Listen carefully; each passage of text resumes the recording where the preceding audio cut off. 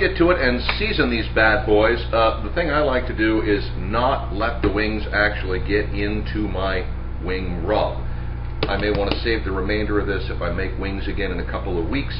This will keep for a couple of weeks, maybe a month if you keep it in a cool, dry place. So, I put the wings into a separate container like this, not all of them, just a few at a time.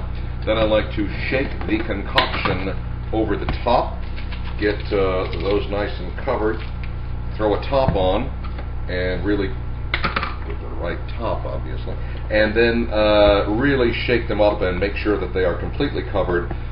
You really want these things to be spicy, and once you've got them completely covered with this rub, we are going to put them into this bag, and we're going to let them, for want of a better word, steep for, a couple hours. You know, really let that rub get into the chicken, get into the skin, get into the meat of the chicken wing, and it should be absolutely fantastic by the time we get to the next two steps.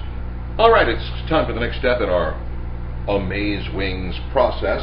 That means we are going to fill up this pan with something that we are going to braise the wings with. We usually go with half a beer. I like to use something robust like a Yingling Black and Tan, although I'll occasionally use a nice Rammer Jammer, good local beer, very light, nothing wrong with that. Throw in some vinegar. I had some apple cider vinegar. I can't find it, but any vinegar will do.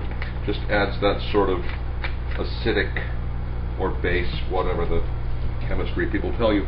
And then we throw in some apple juice as well. Now, this all goes into the bottom of the pan. A little more apple juice probably couldn't hurt. And then we begin the placement of the wings. This is a very delicate process because you want to make sure that each wing is seeing, you know, its own share of the kind of heat. So you want to place them delicately one by one into the, just kidding, just dump them in, just dump them in, and then sort of sort them out if you can. They are so ooey and gooey and delicious and scrumptious and so ready to bake. And when I say bake, I mean we are going to cover them with tin foil and put them in the oven. 300 degrees, 2 hours should pretty much do the job. This is what makes the wings nice and tender. When they come out of the oven after 2 hours, they will go directly onto a medium-hot grill. And we're going to grill them just to get the outside a little, well, grilled is the only word I can think of. And at that point, I'll show you the real trick that makes these things work, so stick around. Sadly for you, that's going to have to wait until tomorrow. So make sure you tune back in, 1070wapi.com. Don't forget to tune in weekdays 1 to 5, 1070 WAPI or 1070wapi.com.